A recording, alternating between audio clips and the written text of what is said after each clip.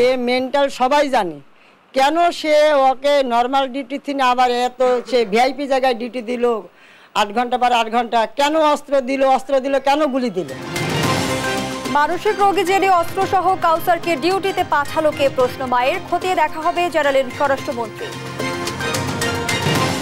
কক্সবাজার আধিপত্য বিস্তার নিয়ে 3 রোহিঙ্গাকে হত্যা, চট্টগ্রামের আনোয়ারায় পুলিশের উপর হামলায় জড়িতদের ধরতে অভিযান। এবং বিশ্বকাপে কিছুক্ষণের মধ্যে দক্ষিণ আফ্রিকার মুখোমুখি হচ্ছে বাংলাদেশ, সুপার 8-এর পথ সহজ করতে চায় টাইগাররা।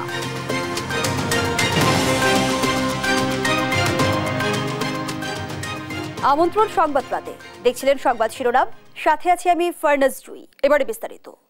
রাজধানীর গুলশানে সহকর্মীকে গুলি করে হত্যা করা পুলিশ সদস্য কাউসার আহমেদ মানসিক রোগী, তা আগে থেকেই জানত পুলিশ বিভাগ। 10 বছরেরও বেশি সময় ধরে তার চিকিৎসার সব দায়িত্ব পালন করছিল পুলিশ বিভাগ। এজন্য সব জেনে শুনে তাকে অত্যাধুনিক অস্ত্রসহ স্পর্শকাতর এলাকায় ডিউটিতে কারা পাঠিয়েছে এ প্রশ্ন তুলেছেন কাউসারের মা। দেশ টিভিকে তিনি বলেন, তাকে শুরুতে লাঠি দিয়ে ডিউটি করানো হতো, অস্ত্র দেওয়া হয়েছে এটা তারা জানতেন না। ইরফান রানার ক্যামেরায় নাহিদ হাসান তিতাসের রিপোর্টে বিস্তারিত। শনিবার রাত 11:30টা রাজধানীর কূটনৈতিক এলাকায় ফিলিস্তিনি দূতাবাসের সামনে ডিউটিতে ছিলেন পুলিশের 2 সদস্য। হঠাৎই একজন আরেকজনের দিকে অস্ত্র তাক করে গুলি ছুটতে শুরু করে। ব্রাজিলে তৈরি অত্যাধুনিক সাবমেশিন গান SMT-9 পুরো ম্যাগাজিনের 30 রাউন্ড গুলি এক ট্রিগারেই খালি করেন কনস্টেবল কাউসার। মাত্র 22 সেকেন্ডের মধ্যেই 38 রাউন্ড গুলি করে সব শেষ করেন কাউসার। পুলিশ সদস্য কাউসারের বাড়ি কুষ্টিয়ার দৌলতপুরে। 2005 সালে বাংলাদেশ পুলিশে যোগদান করেন তিনি। এরপরই আসক্ত হয়ে পড়েন মাদক সেবনে। চাকরির 5 বছরের মাথায় 2010 সালের দিকে কাউসারের মানসিক সমস্যা দেখা দেয়। 14 বছর ধরেই চলছে তার মানসিক রোগের চিকিৎসা।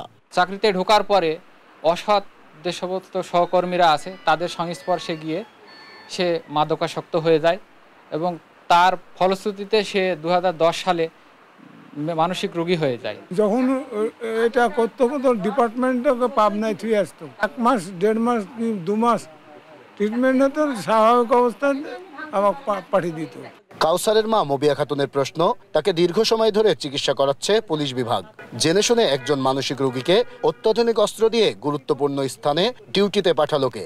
আমার এইটাই সরকারের কাছে দাবি, সে মেন্টাল সবাই জানে, কেন সে ওকে নর্মাল ডিউটি থেকে আবার এত সে ভিআইপি জায়গায় ডিউটি দিল 8 ঘন্টা পর 8 ঘন্টা, কেন অস্ত্র দিল কেন গুলি দিল? আমার এটাই দাবি। এলাকাবাসীরা বলছেন, ছোটবেলায় থেকেই শান্ত প্রকৃতির ছিলেন কাউসার। ছাত্র হিসেবেও ছিলেন মেধাবী। তার কোনো খারাপ কর্মকাণ্ড চোখে পড়েনি তাদের। কাউসার একটা ভালো ছেলে, কাউসার কোনোদিন খারাপ ব্যবহার করেনি আমার সাথে। কাউসার খুব ভালো ছেলে, আমরা জানি। রোগ ধরা পড়েছে 2010 সালে। ছুটি চাষি মেন্টাল হলো, হয়ে ভাঙচুর করে, ওর আশেপাশে আমরা কেউ ঘিরতে পারিনি। সর্বশেষ কাউসারের মানসিক সমস্যা প্রকট রূপ ধারণ করে 2018 সালে। এরপর সুস্থ হয়ে আবারও কর্মক্ষেত্রে যোগদান করেন। ডিপার্টমেন্টেও সবাই তাকে পাগলা কাউসার নামেই ডাকতেন। কাউসারের ছোট ভাই আশিকুর রহমান বাংলাদেশ পুলিশের কনস্টেবল পদে কর্মরত আছেন। নাহিদ হাসান তিতাস, দেশ টিভি, কুষ্টিয়া। সহকর্মী পুলিশ কনস্টেবলকে গুলি করে হত্যার কি মোটিভ থাকতে পারে, এ ঘটনায় বাহিনীর কোনো গাফিলতি আছে কিনা তা খতিয়ে দেখা হচ্ছে বলে জানিয়েছেন স্বরাষ্ট্রমন্ত্রী আসাদুজ্জামান খান কামাল। দুপুরে সচিবালয়ে সাংবাদিকদের তিনি জানান, পারিবারিক সমস্যা থাকতে পারে, তবে তা সুনির্দিষ্ট করে বলা যাচ্ছে না। এছাড়া এমপি আনার হত্যায় তদন্তের পরে অনেকেই গ্রেপ্তার হতে পারেন বলেও জানান স্বরাষ্ট্রমন্ত্রী। জয় যাদবের রিপোর্ট। শনিবার রাতে রাজধানীর গুলশান বারিধারার কূটনীতিক এলাকায় ফিলিস্তিন দূতাবাসের সামনে দায়িত্ব পালনকালে কথা কাটাকাটির এক পর্যায়ে পুলিশ কনস্টেবল মনিরুল হককে খুব কাছ থেকে গুলি করেন আরেক কনস্টেবল কাউসার আহমেদ। ঘটনাস্থলেই মারা যান মনিরুল। এ নিয়ে সোমবার দুপুরে সচিবালয়ে স্বরাষ্ট্রমন্ত্রী সাংবাদিকদের বলেন, এটি অনাকাঙ্ক্ষিত ঘটনা, এর তদন্ত হচ্ছে। জানান, কনস্টেবল কাউসার আহমেদকে রিমান্ডে নেওয়া হয়েছে। এটার জন্য একটা কমিটি হয়েছে এবং মামলা হয়েছে, সে এখন রিমান্ডে রয়েছে, তাকে জিজ্ঞাসাবাদ হচ্ছে। আমার মনে হয় তদন্তের পরে আপনাদের সঠিক ঘটনা, এখন আমরা যেটাই বলবো অনুমান ভিত্তিক কথা বলবো কিংবা কেউর প্রতি শুনে কথা বলবো।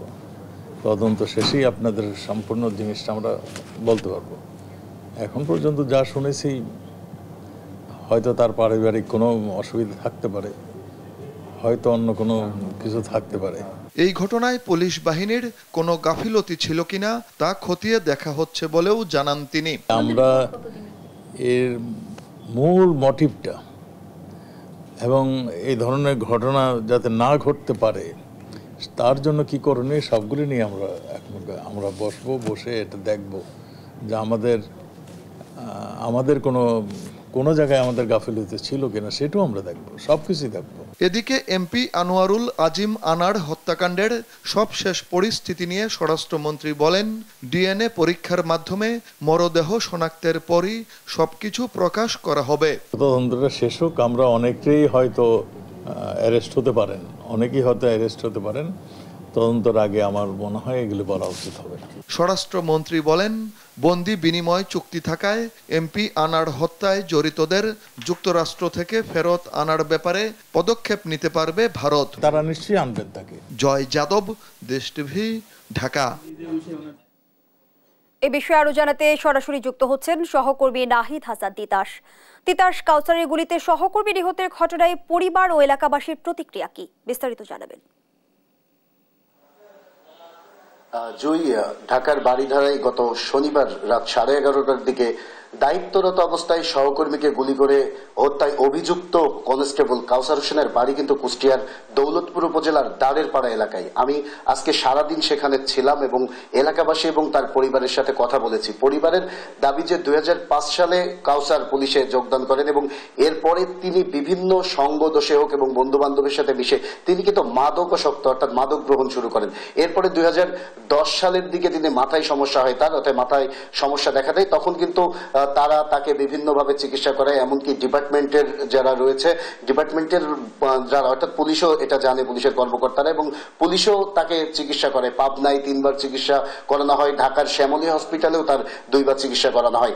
এছাড়াও সবচেয়ে বেশি প্রকট রূপ ধারণ করে এই কাউসারের যে মাথার সমস্যাটি, সেটি 2018 সালের দিকে। তখন তিনি ছুটিতে বাড়িতে আসলে প্রচন্ড ভাঙচুর করে, সবার সাথে খারাপ ব্যবহার করে। তখন কিন্তু তারা বাধ্য হয়ে স্থানীয় যে থানা রয়েছে সেই স্থানীয় থানায় খবর দিলে স্থানীয় থানার যে ভারপ্রাপ্ত কর্মকর্তা ছিলেন তিনি কিন্তু তাকে নিজে আটকও রাখেন থানায়, এবং আটক রাখার পরে তাকে পাবনায় পাঠানো হয় মানসিক হাসপাতালে চিকিৎসার জন্য।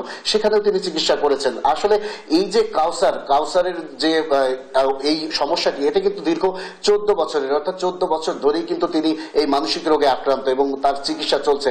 তারপরে তার পরিবারের দাবি যে কিভাবে একজন এই মানসিক সমস্যাপূর্ণ সন্তান, তার ছেলেকে, তার মায়ের দাবি যে কেন এত গুরুত্বপূর্ণ স্থানে তাকে দায়িত্ব দেওয়া হলো এবং অত্যাধুনিক এই অস্ত্র কেন তার হাতে দেওয়া হলো। তারা কিন্তু পরিবারের সদস্যরা জানে যে তাকে কিন্তু লাঠি দেওয়া হয়, লাঠি নিয়ে সে ডিউটি পালন করে, কিন্তু তারা কখনো জানেই না যে তার সন্তানকে এত অত্যাধুনিক অস্ত্র দেওয়া হয়েছে। এছাড়া যেদিন এই ঘটনা ঘটে অর্থাৎ শনিবার রাত 8টার দিকে কিন্তু কাউসার তার মার সাথে কথা বলেছে, তার মায়ের সাথে কাউসার স্বাভাবিকভাবে কথা বলেছে এবং সেখানে মাকে অভিযোগ করেছে যারা তার পুলিশের অন্যান্য যে সদস্যরা রয়েছে তারা কিন্তু তাকে পাগলা কাউসার নামে ডাকে এবং বিভিন্নভাবে কিন্তু কটূক্তি করে, যা তার ভালো লাগে না।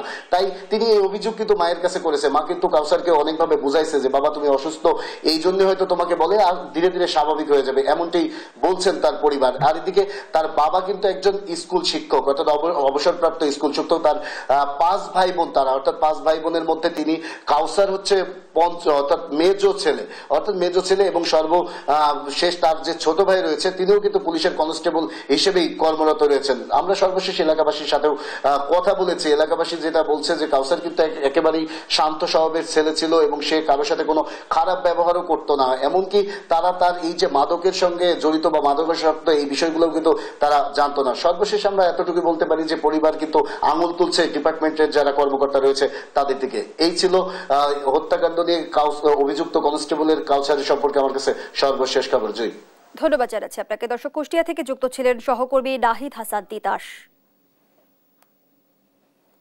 কক্সবাজারের উখিয়ায় রোহিঙ্গা ক্যাম্পে আধিপত্য বিস্তারকে কেন্দ্র করে সন্ত্রাসীরা গুলি করে 3 রোহিঙ্গাকে হত্যা করেছে। এ সময় গুলিবিদ্ধ হয়েছে আরো 3 জন। ভোররাতে উখিয়ার 4 নম্বর এক্সটেনশন রোহিঙ্গা ক্যাম্পের এ ব্লকে এ ঘটনা ঘটে। রোহিঙ্গা ক্যাম্পে নিয়োজিত আর্মড পুলিশ জানায়, ভোরে আধিপত্য বিস্তারের জেরে বিবাদমান রোহিঙ্গা সন্ত্রাসী গোষ্ঠী আরসা ও আরএসওর মধ্যে সংঘর্ষ হয়। উভয় পক্ষের মধ্যে গোলাগুলির এক পর্যায়ে ঘটনাস্থলেই একজন মারা যায়। আহত দুজনকে হাসপাতালে নিলে সেখানে মৃত্যু হয় তাদের। বর্তমানে ক্যাম্পের পরিস্থিতি স্বাভাবিক বলে জানিয়েছে পুলিশ। আরসার অন্যতম শীর্ষ কমান্ডার, যিনি প্রায় একাধিক, আমাদের কাছে তথ্য রয়েছে প্রায় 30টিরও অধিক খুনের সাথে জড়িত, এবং তার নামে আমরা অলরেডি 21টার মতো মামলা তার পেয়েছি। এই হত্যার মূল পরিকল্পনাকারী ছিল কিন্তু এই মৌলভী আকিজ। এই আকিজের নির্দেশেই তার দলবল নিয়ে এই মহিবুল্লাহকে হত্যা করা হয়। এ বিষয়ে জানাতে সরাসরি যুক্ত হচ্ছেন সহকর্মী সৌরভ দেব। সৌরভ, 3 রোহিঙ্গা হত্যার বিষয়ে নতুন কি জানা গেল, আর এ ঘটনায় কাউকে আটক করা সম্ভব হয়েছে কিনা জানাবেন। না, গতকাল আসলে মধ্যরাত থেকে ভোররাত পর্যন্ত 2টি ঘটনা ঘটেছে। একটি হচ্ছে র্যাবের অভিযান এবং আরেকটি হচ্ছে 2 সন্ত্রাসী সংগঠনের মধ্যে আধিপত্য বিস্তার নিয়ে সংঘর্ষ। এবং র্যাবের অভিযানটি যেটি হয়েছে সেটি মধ্যরাতে হয়েছে, এবং সেখানে র্যাব যেটি আজ দুপুরে তারা সংবাদ সম্মেলন করে দাবি করেছে যে সেখানে তারা মৌলভী আকিজ নামে একজনকে আটক করেছেন, যিনি 21টি মামলার আসামি। এবং তাকে বলা হয়ে থাকে, তাকে র্যাব বলছে যে মাস্টার মহিবুল্লাহ, যিনি রোহিঙ্গাদের প্রত্যাবাসনের জন্য কাজ করতেন, অনেক বড় নেতা ছিলেন রোহিঙ্গাদের, তাকে হত্যাকারীদের মধ্যে অন্যতম মূল পরিকল্পনাকারী ছিলেন এই আকিজ। তাকে সহ 5 জনকে তারা গ্রেফতার করেছেন, এবং এর 5 জনই হচ্ছেন আরসার শীর্ষ পর্যায়ের সন্ত্রাসী এবং নেতা। এবং এই অভিযান এর ঠিক পরেই, ঠিক ভোররাত 4টার কিছু সময় আগে সেখানে আরেকটি ঘটনা ঘটে, এবং এই 2টি ঘটনায়, অভিযান এবং আধিপত্য বিস্তারের ঘটনা 2টিই ঘটেছে কিন্তু রোহিঙ্গা ক্যাম্পে 4-এ। এবং আমাদেরকে যেটি র্যাব বলছে যে তারা 5 জনকে আটক করেছে, এবং আমরা এরপরেই খবর পাই যে সেখানে 2টি সন্ত্রাসী গোষ্ঠী আরএসও এবং আরসার মধ্যে একটি আধিপত্য বিস্তার নিয়ে ঘটনা ঘটে। এবং আরএসও ও প্রথমে যে ঘটনাটি ঘটে সেটি হচ্ছে আরএসওর মাধ্যমে আরসার একজন সোর্সকে তারা কুপিয়ে জখম করে, এবং সেখানেই অতিরিক্ত রক্তক্ষরণে আরসার একজন কর্মী নিহত হয়। এবং এরপরে আরসার সদস্যরা খবর পায় যে তাদের একজন সোর্সকে এভাবে হত্যা করা হয়েছে, এবং তারা এসে ঘটনাস্থলে একই স্থানে এলোপাতাড়িভাবে তারা সেখানে গুলি চালাতে থাকে এবং কয়েকজনকে কুপিয়ে জখম করে। এবং পরবর্তীতে সেখান থেকে 5 জনকে হাসপাতালে নেওয়া হয় এবং 2 জন সেখানে মারা যায়। এবং এ থেকে বলা যায় একজন আরসার সদস্য নিহত হয় এবং 2 জন আরএসওর সদস্য নিহত হয়। তবে পুলিশ যদিও কোনো সন্ত্রাসী সংগঠনের নাম বলতে এখানে রাজি হননি, কিন্তু তারা বলছে যে 3 জন সন্ত্রাসী এখানে নিহত হয়েছে। তবে এপিবিএন যেটি বলছে যে যারা মূলত ক্যাম্পের নিরাপত্তায় নিয়োজিত, তারা বলছে যে এই ধরনের ঘটনা ঘটলেও পরিস্থিতি তাদের নিয়ন্ত্রণে রয়েছে। কিন্তু এখানে একটি কথা উল্লেখ করার মতো, সেটি হচ্ছে রোহিঙ্গা ক্যাম্প দিনের বেলায় অনেকটা আইন শৃঙ্খলা বাহিনীর নিয়ন্ত্রণে থাকলেও মধ্যরাত হলেই যেটি সেখানকার সংশ্লিষ্ট আমাদের বিভিন্ন সোর্স যেটি বলছে সেটি আসলে সন্ত্রাসী গোষ্ঠীগুলোর নিয়ন্ত্রণে চলে যায়। তো কক্সবাজার থেকে রোহিঙ্গা ক্যাম্প কেন্দ্রিক যে ঘটনাগুলো আজ ঘটলো, তাই সেই খবরের আমার কাছে এই ছিল সর্বশেষ। ধন্যবাদ জানাচ্ছি আপনাকে। দর্শক, কক্সবাজার থেকে জানাচ্ছিলেন সহকর্মী সৌরভ দেব। চট্টগ্রামের আনোয়ারায় পুলিশের উপর হামলা চালিয়ে আসামি ছিনিয়ে নেওয়ার ঘটনায় জড়িতদের গ্রেপ্তারে অভিযানে নেমেছে পুলিশ। আইন শৃঙ্খলা পরিস্থিতির অবনতি ঘটানোর চেষ্টা করলে কাউকে ছাড় দেওয়া হবে না বলে হুঁশিয়ারি দিয়েছেন সিএমপির বন্দর বিভাগের উপকমিশনার শাকিলা সুলতানা। সহকর্মী একেএম নাসিমের তথ্য ছবিতে আরো জানাচ্ছেন আপন অপু। বাজেটকে স্বাগত জানিয়ে চট্টগ্রামে আনন্দ মিছিলে সংঘর্ষের ঘটনায় করা মামলার অন্যতম আসামি মোজাম্মেল হক ওরফে গাছ মোজাম্মেল আনোয়ারা উপজেলার নবনির্বাচিত চেয়ারম্যানের অনুসারী এই যুবলীগ নেতাকে অভিযান চালিয়ে শনিবার রাতে আটক করে পুলিশ। কিন্তু ভ্যানে তোলার সময় তার অনুসারীরা অতর্কিত হামলা চালায় পুলিশের উপর, ছিনিয়ে নেয় মোজাম্মেলকে। এ সময় পুলিশের গাড়িতে চালানো হয় ব্যাপক ভাঙচুর। আহত হন কর্ণফুলী থানার ওসি সহ 5 পুলিশ সদস্য। সিএমপির বন্দর বিভাগের উপকমিশনার সাকিলা সুলতানা জানান, অপরাধী যেই হোক ছাড় দেওয়া হবে না। আইন শৃঙ্খলা পরিস্থিতির অবনতি করার চেষ্টা করবে, কোনোভাবেই তাকে স্পেয়ার করা হবে না। এখন যখনই যে ধরনের ঘটনা ঘটবে আমরা সেই ঘটনার আলোকে যেটা অ্যাপ্রোপ্রিয়েট হয় আমাদের জন্য আমরা সেই অনুযায়ী মামলা নিব। এবং পুলিশ অ্যাসল্ট মামলা হয়েছে, যারা যারা এটা সম্পৃক্ত তাদের কাউকেই আমরা ছাড় দিব না। আমরা প্রত্যেকের বিরুদ্ধে আইনানুগ ব্যবস্থা গ্রহণ করব। আমরা দেখব আসলে কারা কারা এখানে সম্পৃক্ত। যারা সম্পৃক্ত না তারা কোনোভাবেই এখানে দোষী হিসেবে সাব্যস্ত হবে না, কিন্তু যারা সম্পৃক্ত এখানে তাদের প্রত্যেককেই আমরা আইনের আওতায় নিয়ে আসতে পারবো। এর আগে গেল শুক্রবার বিকেলে আনোয়ারা সেন্টার এলাকায় নতুন অর্থ বছরের বাজেটকে স্বাগত জানিয়ে পাল্টাপাল্টি কর্মসূচিকে কেন্দ্র করে সংঘর্ষে জড়ায় সাবেক ভূমিমন্ত্রী সাইফুজ্জামান ও বর্তমান অর্থ প্রতিমন্ত্রী ওয়াসিকা আয়েশা খানের অনুসারীরা। নিউজ ডেস্ক, দেশ টিভি। শুধু ভর্তি রোগী নয়, হাসপাতালের আউটডোরে চিকিৎসা নেওয়া রোগীদের তথ্য চেয়েছেন ঢাকা দক্ষিণ সিটি কর্পোরেশনের মেয়র ব্যারিস্টার ফজলে নূর তাপস। সোমবার ঢাকা মেডিকেল কলেজ ও হাসপাতাল এলাকায় ডেঙ্গু মশা লার্ভা ধ্বংস ও পরিচ্ছন্নতা অভিযান উদ্বোধন করে একথা জানান তিনি। বলেন, গেল বছরের অভিজ্ঞতা থেকে এবার বছর জুড়ে মশার বিস্তার রোধে পদক্ষেপ নেওয়া হবে। পর্যায়ক্রমে এসব সরকারি হাসপাতাল, থানা, শিক্ষা প্রতিষ্ঠানে এ ক্রাশ প্রোগ্রাম চলবে বলেও জানান মেয়র।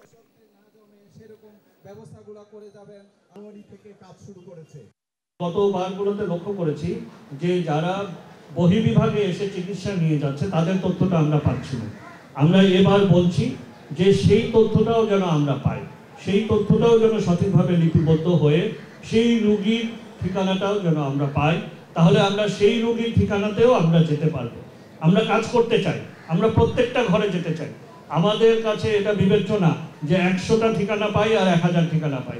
আমরা 1000 ঠিকানা পেলেও আমরা সেটাকে নির্মূল করার মতো সক্ষমতা আমরা অর্জন করেছি, আমরা করতে চাই। টি20 বিশ্বকাপে ডি গ্রুপে বাংলাদেশের বিপক্ষে টস জিতে ব্যাটিংয়ের সিদ্ধান্ত নিয়েছে সাউথ আফ্রিকা। ঢাকা বিশ্ববিদ্যালয়ের টিএসসিতে বড় পর্দায় বাংলাদেশ সাউথ আফ্রিকা ম্যাচ দেখতে জড়ো হয়েছেন ক্রিকেট ভক্তরা। সেখানকার পরিস্থিতি জানাতে সরাসরি যুক্ত হচ্ছেন সহকর্মী শাহিদুজ্জামান সাকিব। সাকিব, সাউথ আফ্রিকার বিপক্ষে ম্যাচ নিয়ে টাইগার ভক্তদের উচ্ছ্বাস কেমন দেখছেন, কি বলছেন তারা?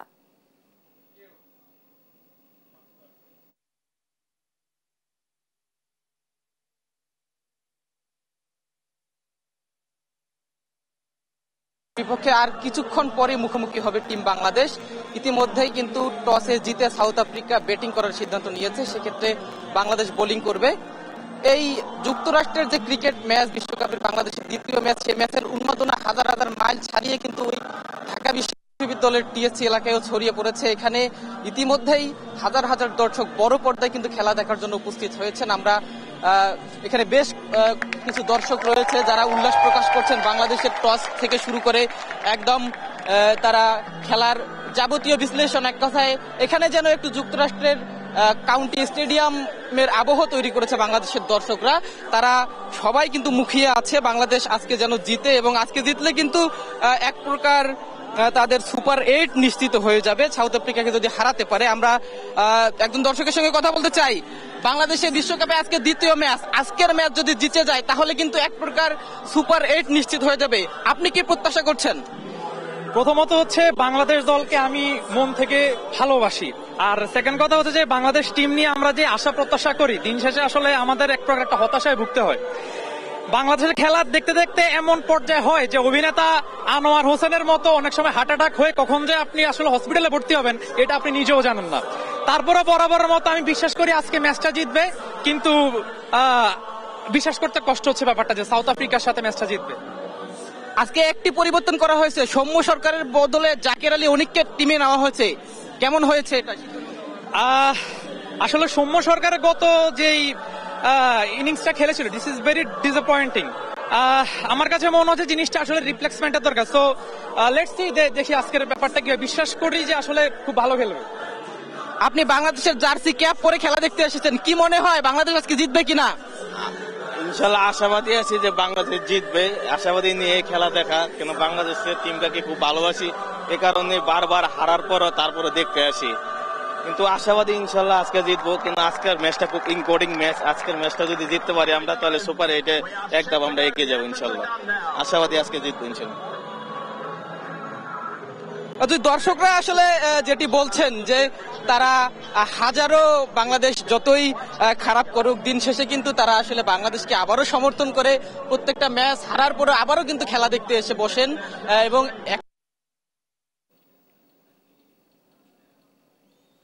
ধন্যবাদ জানাচ্ছি আপনাকে দর্শক। টিএসসি থেকে জানাচ্ছিলেন সহকর্মী শাহেদুজ্জামান সাকিব।